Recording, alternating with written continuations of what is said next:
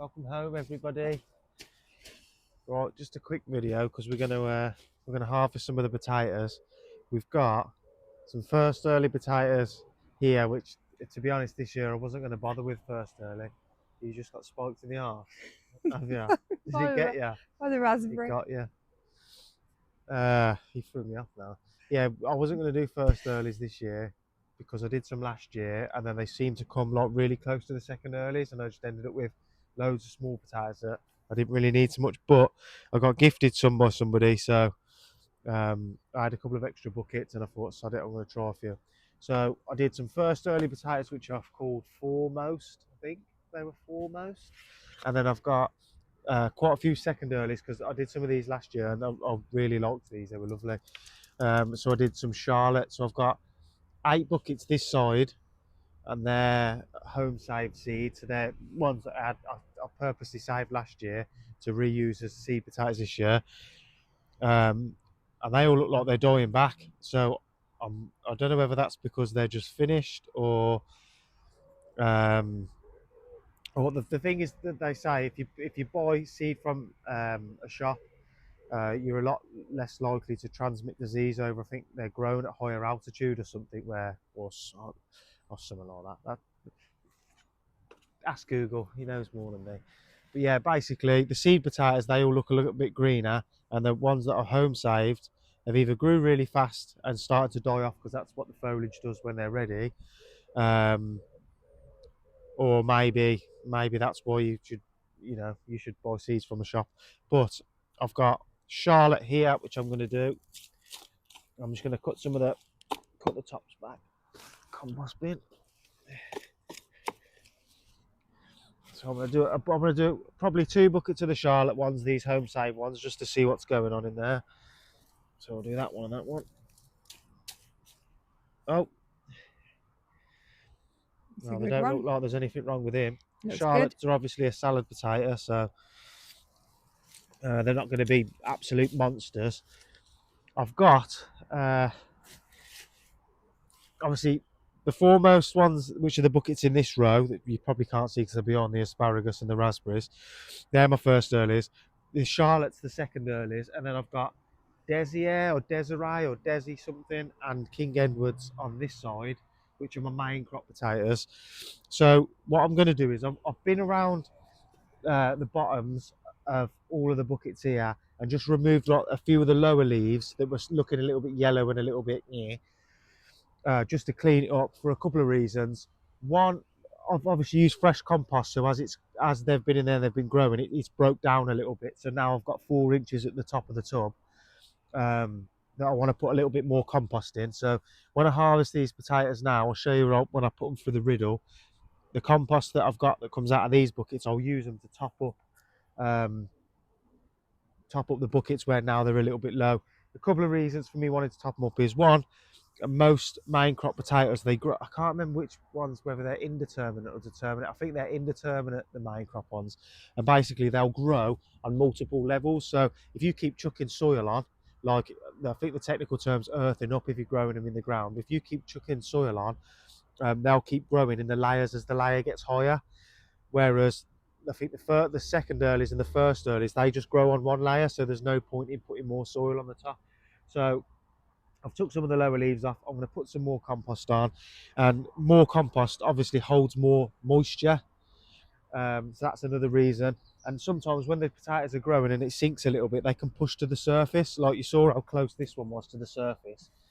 And basically, if they get to the surface and the sunlight gets on them, they go green, and it's mildly poisonous apparently if you eat a green potato. What was the other reason I got? I've got loads of reasons. Oh yeah, if I take some of the lower leaves off, it's easier for me to get in with a watering can. That's the other thing. So obviously when there's loads of leaves at the bottom, it's a bit of a pain in the arse to see where the bucket is. So if I take some of the leaves off, I can get in there. So, yeah. Oh, and another reason, bloody, I've got a list of them. Another reason is if you take all the lower ones that look like they're dying, you're removing some of the slug habitat. So yeah. There you go. How many reasons was that? 10? I don't know. 9? 15? You've got loads of reasons, you said. I've got loads of reasons. There's a method to my madness. The only thing that somebody might say is, if you're oh look, oh it's like gold mining. Look at him. See that Plonked him. tiny one there? Look, that's cute. There'll be a load of little Oh, look. tiddlers like that. Looks like my You want one, Loon? looks like my You thingy. want one, Loon? Mm. You've had your dinner. Yeah, so you can see how rich this like a lot of this compost that I made myself last year for my brown material. I used lots of leaf mold, which is basically just brown leaves. I mean, you can see how those are still clumped together in a bit of a mat. This is so good for moisture retention. So yeah, that's why I've used it in the compost. Plus, if I was going to make compost and I was only allowed to use two materials, I'd use brown leaves for the brown, and then I'd use grass cuttings for the greens, and I'd go grass leaves, grass leaves, grass leaves. Secondly, close second would probably be grass and wood chip. So grass and really fine wood chip, grass and fine wood chip, and mix it up like that.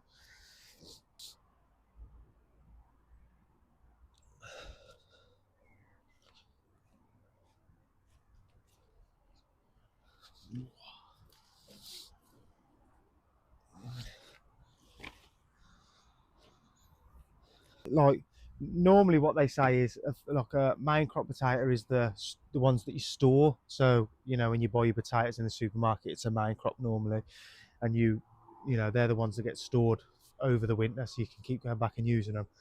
But these Charlotte that I grew last year, I mean, because I had obviously quite a lot. There's quite a lot of tubs there, and we don't eat that many potatoes. I could literally cut all the foliage off. I chucked a little bit more compost on the top just to cover over any that had come close to the surface, and I just left them down in this corner until I needed them. I stacked all the tubs on top of each other, and it was still coming back months later, tipping them out. Obviously, the compost really dries out as well, so it's easier to put it through the riddle. I mean, if I knew I was going to harvest some of these today, I wouldn't have watered them last night, and I'd have let it dry because obviously it cleans, goes through the riddle better. So anyway, let's do some money making. Well, that's a good start, I think. Ooh. So, any slugs? No. Oh, and another reason why I take all the leaves out of the bottom is because I can any of the weeds that have germinated in there, I can pull them out at the same time before they go to seed, and drop it all in there. Because, like I said, with this compost, because I've put it in there and it's quite rich still, what I'll actually do is I'll use it for mulching the beds. Anybody want a slug? Yeah. I use it for mulching the bed, so obviously I want to get rid of as many of the weed seeds out of it as I can. Well, this is looking proper good already. I can already tell that this is looking good. There's the seed potato, look. So he's the manky one. He goes, so that's the one. Basically, each one of these buckets had two potatoes in. I'm trying to think where it was 2 or 4 now. Obviously, I did these with Jackson. He's the potato kid. Where's that tub?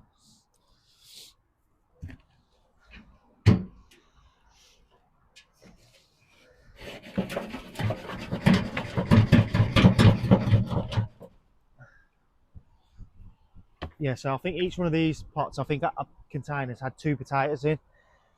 So there you go. We're making money now already. Cashing in. But like I said, if I knew I was going to harvest these today, I wouldn't have watered. And that's the other good thing about growing in a container is they come out really clean. Like I noticed that last year, I did a few in the ground and a few in the tubs, and all the ones that come out of the ground are obviously filthy, covered in soil, and the ones that came out, I mean, if you look at that there, it's pretty clean. Yeah, it is. You know, minimal washing basically.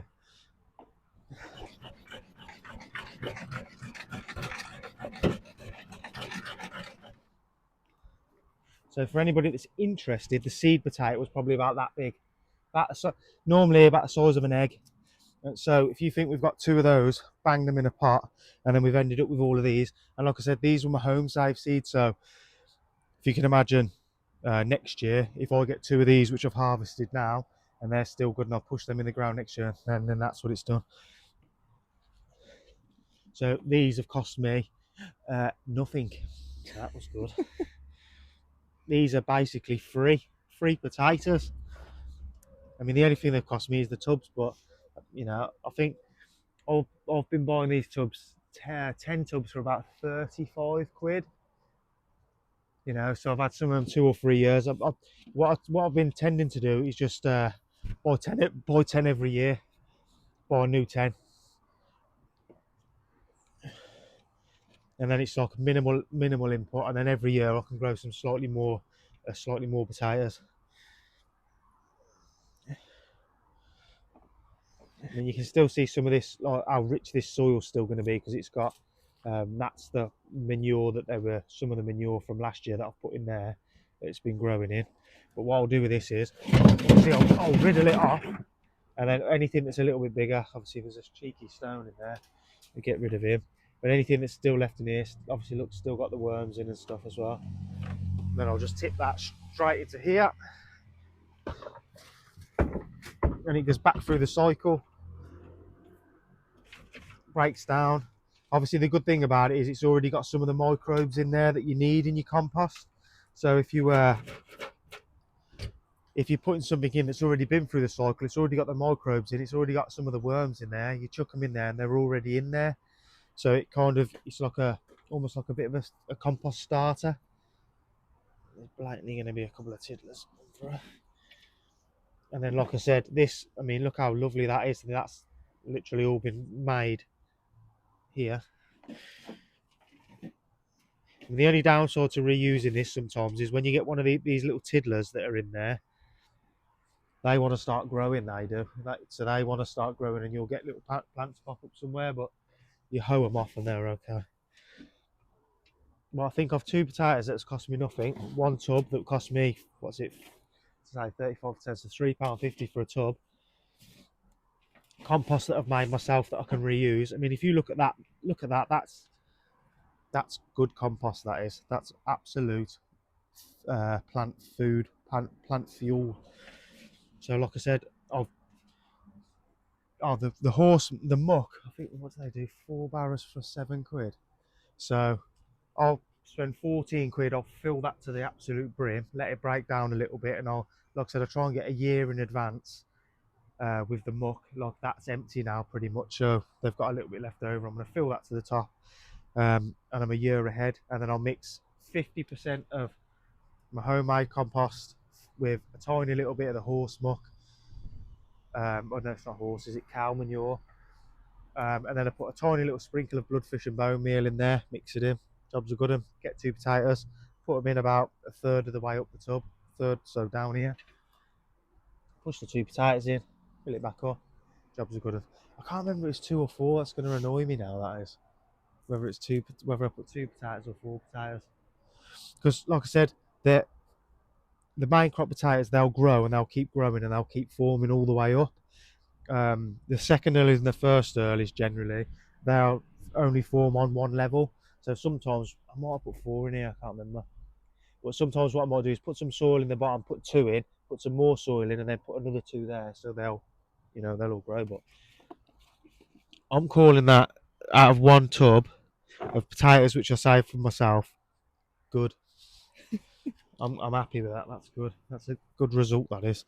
And the compost is all nice and moist, which means it's been holding the moisture. I think last year I grew some in the ground. Did a dribble of it then. I grew some in the ground, and I grew some in the containers. The ones that grew in the ground, there was less of them, but they were bigger. And then the ones that grew in the container, there was a lot more of them, but they were smaller. So I can only put that down to the fact that it's more regulated moisture in the ground. It doesn't dry, because obviously the ground, it doesn't dry out as fast as what a tub does. So this year I've been really trying to keep up on the watering, and like I said, I'm going to get some of this mulch now, and I'm going to fill the bucket back up to the top to make sure there's more compost in there so it can hold a bit more moisture as well. But like I said, I've clipped off some of the leaves at the bottom of the plants. So I'm not going to do that today because I want where it's fresh, where I've took some of the bottom of the plants off, I want that to kind of heal over a little bit before I put some more compost in there. So yeah, so normally what I'll do is I'll just chuck it straight back into this bay. So I'll just shovel it into this bay and I'll get it so I've got enough in here. Yeah, shovel it into there, and then so all the compost that I've pretty much used is goes all back in there and goes out for another purpose, basically. So yeah, Recycling. recycling, using it multi. Right, so this is the first early. We've already harvested 2 of these tubs, but these tubs are the ones that were on the end and they're a little bit shaded out. So if these I'm going to assume out of all of them would be the worst.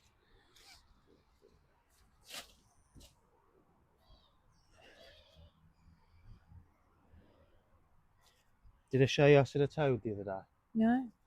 I've got the video on my phone. I took a video just so you What? can Where clip was it it? in somewhere. So obviously, the downsides of growing in containers is that slugs, because obviously he just stuck on the wall. Then you know, when you was a kid and you used to throw bog roll onto the ceiling in the toilet and it sticks on the ceiling. That's what that slug's done. He's stuck on the wall. But yeah, the downsides of growing in containers is it's slug habitat. I mean, I bet if you look on the bottom of these, you can see where. See, there's a slug there on the bottom. It's perfect slug habitat for them. So that's the downsides of growing in containers. But when I was watering the other day, a frog came out from in between the tubs. So obviously he likes the habitat there because it's sheltered, it's shaded. The grass is obviously a little bit longer because it's in between the tubs, so it's nice habitat for him. And he gets to go along and he eats all the slugs for me. Was it a toad or a frog? I don't know. I don't know what the difference is, if I'm being completely honest. Was it big or small? He was quite big. Don't I know. toads have like them funny back? One of them needs water and one of them doesn't, I think.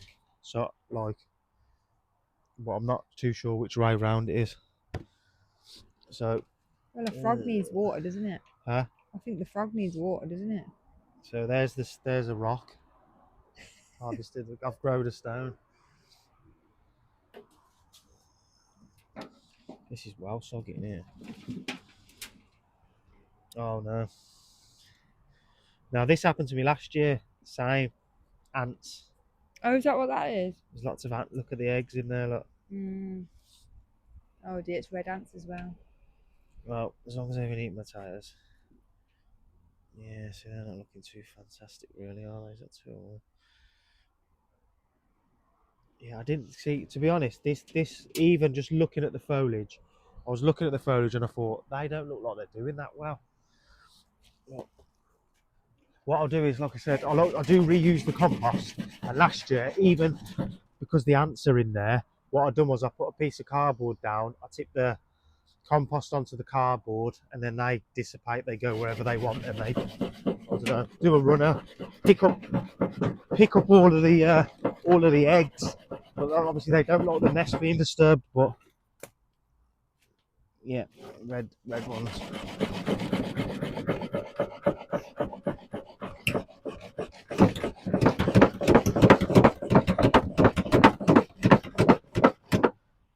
Yeah, well, that's disappointing. I didn't think that this one was doing as good. Like, considering that we'd, like I said, we've already harvested a couple of these. Was this ones that you had yourself, seed potatoes? No, this is ones that someone gave me.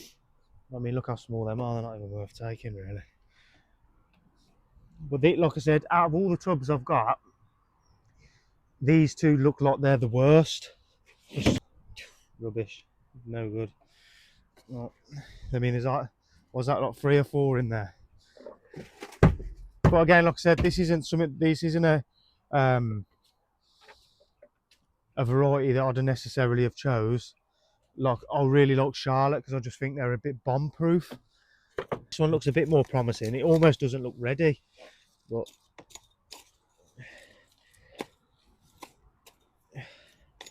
like I said, we've had a few already, and they were really nice actually. Ones that look good. I thought anyway. Is there any ants in this one? Yeah. You can already tell this is a better one because it's a lot more roots. Yeah, see, this is a bit more like the harvest we had out of the other one. I mean, if you think that was the last bucket, they don't even look very nice. I'll leave them. But like I said, it could have just been not a very good seed, or because the ants have been in there. This is a bit more like the other bucket that we had. They're actually really nice, good eating. What did we do? We did like garlic potatoes with them, didn't we? Mm. Boiled them for a little bit.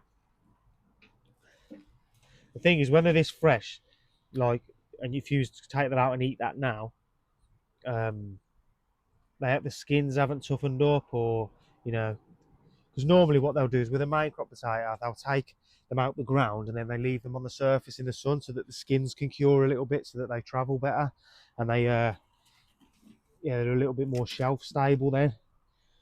Whereas these, they come straight out of the ground, there's hardly any skin on there at all. It's literally like pure potato. We boil them up a little bit, put some butter in there, what do we put in there? Just garlic, salt and pepper. Chives or something. Yeah, some chives in there, and that was it then. Lovely, really nice, lovely with a barbecue. Well, see, this is, like I said, this is more like, I don't know what that other bucket. It just didn't look right. It didn't look right from the off. I was looking at it and just thought it just looked like it was struggling a little bit. You can already see this one. There's a lot more in here. And guess what? Somebody gave me these ones. So guess what? These are free as well. Free potatoes.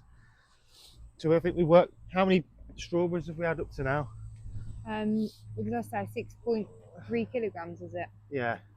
So we worked that out, even though I think it was actually more like 7, because your sister had a load about more than a kilogram, she reckons, yesterday. Yeah. So let's just say 7 kilo. 7 kilo. And I think you worked out to be what in money's worth? Well, like normal, just if normal you were just strawberries. going, normal strawberries. If we went to Aldi or something like that, then it was worked out about £30 worth. But obviously these are organic, so. You said £40. No, £30. I said, but if we'd have bought them from Sainsbury's or somewhere and bought organic, which is what they are, yeah, then that you probably would have been looking at more like £40, wouldn't you? Okay, so we've had 40 quid's worth of strawberries. And actually, if you add another kilogram on there, you probably are looking at like 40, 50 quid. Yeah, so say we've had 40, 50 quid's worth of strawberries. We're making some jam with some of them, aren't we? Yeah, I'll probably make about 10 or 11 jars of jam. Yeah, 10, so there you go. And we've eaten a load. Your sister's had a load. My sister's had a load. Yeah, so so say we've had let's just say 40 quid's worth. Yeah, freezing some. We've had 40 quid's worth of strawberries. I'd say if you bought them potatoes, like a little pack of potatoes there, you're probably looking at £1.50, you think? Maybe, a little pack of salad potatoes. And all of those are going to be mass produced, sprayed with chemical, artificial fertilizer, which I'm not knocking anybody that produces food in that way, because if like people say, oh, farmers shouldn't do this, they shouldn't do that, but if you think of the mass scale in which they've got to produce food, and the amount of investment that you've got to put into just getting the field ploughed and getting the seed and planting it, and making sure it's all honky-dory and fertilising it, you almost need to guarantee your crop, and so to make sure that you make some money at the end of the year. So I think that's a lot of the reason farming, like traditional farming, is done the way that it's done. So I'm not knocking. I would never knock anybody, especially British farming. You should be backing that as much as you can. But yeah, we get to grow, get 2 of these and stick them in the ground, and then get that, and all you need to do is just stick a little bit of water on there. It's a bit of a no-brainer. Well, I know that not everybody's interested in it, and I think that's obviously a massive thing, and I think a lot of people are now, though. I think more and more people are interested. It's definitely what making goes a into comeback. their food, where their food comes from. I think there's a bit more awareness now about, obviously, before they generally, as you see, look, before they plough a field, the general practice is to go in there and spray it with glyphosate to kill all the weeds off, because obviously you don't want weeds growing up and competing with the crop that it is that you're putting in there. So that's general practice what they do. But man, glyphosate can't be good for you, can it? And I know people say, like they say, once it actually hits the soil, it's inert. It's like neutralized sort of thing. But I don't know. And then you've got when it rains and it runs into rivers, and all of that other stuff that can't be good for like the aquatic life. So I'm not knocking anything that like any of the British farming practices, but I just think there's definitely a bit of a change happening where I don't know, people are starting to look at slightly different methods of growing food, and people are becoming a little bit more interested again in growing their own food. There was 2 potatoes per one because I found 2 sweet potatoes in there. And not only that, it's relaxing. It's a proper therapeutic hobby. It gets a little bit. What's the word I'm looking for? Sometimes. Tedious. Not tedious, no. I'll think of a good word for you, and then I'll come back to you. Well, it is a bit tedious sometimes when you have to come up here and you have to Sometimes weed it and gets a little water, bit. and it's the same thing over and over. So it does get a little bit. Yeah, sometimes it's just a little bit of a commitment, especially at this sort of time of year now, where it's a little bit, it can feel a little bit flat out. But I mean, all I'd say is, if you are one of these people that's considering getting an allotment or, growing your own food, start small, man. See if you like it first. Just start small. Look, this is the beauty of growing these. You can buy some tubs, 35 quid's worth of tubs, stick them at the bottom of your garden somewhere where there's going to get a bit of sun, make a little bit of an area. I mean, the only downsides of growing tubs, if you're not making your own compost, you've got a little bit of outlay to fill them. But like I said, I've made all this compost myself, and look at that. That's what you want to be putting in there, and it's better than anything you're going to buy in a bag. There's more nutrients in there. No, it's good. So that's it. That's a bucket of the foremost potatoes, first earlies. That's come out of one bucket of the Charlotte potatoes that are home saved the seed. So it's a good place to start, and it's a good thing to grow. Relatively easy to grow. You just put them in the soil, keep them watered in the summer. I mean, in the spring you don't even need to really water them because the rain's going to do most of it for you. If you've got kids and you want to grow something with your kids' potatoes, like I said, you get a couple of tubs, chuck some compost in there, a couple of seed potatoes from a supplier. Done. You can buy seed potatoes from pretty much anywhere. A lot of garden centres are all selling them and stuff like that. And then you can grow your own, harvest them with your kids. Especially if your kids are not that keen on eating veg and stuff like that, you get them to grow some. Get a couple of strawberry plants. Get yourself a couple of seed potatoes. Jobs are good. If you just want to start small, jobs are good. And you'll have kids having some of their own berries, and it will encourage them. And it's, I walk past the shops now and I see the kids come out, especially the teenage kids, and the shite that they eat. Now, like, we've got a 16-year-old daughter, and like when she's with her friend, they don't want to eat anything that doesn't come in a packet. It's like they've almost like been a little bit brainwashed. So it just feels like a little bit of a wrestle sometimes. But yeah, good place to start. Grow yourself some potatoes. Happy days. How many tangents did I do today? Oh, I can't even count them because you do so many. Okay. How do you know? How do you know when you go off on a tangent? Sometimes after about 5 minutes of being on the tangent, I think I've been down 3 tangents now, and I have to Rein it back. I'm working on less tangents. Anyway, I've got to go and pick said 16-year-old daughter up from the gym. So, see you later.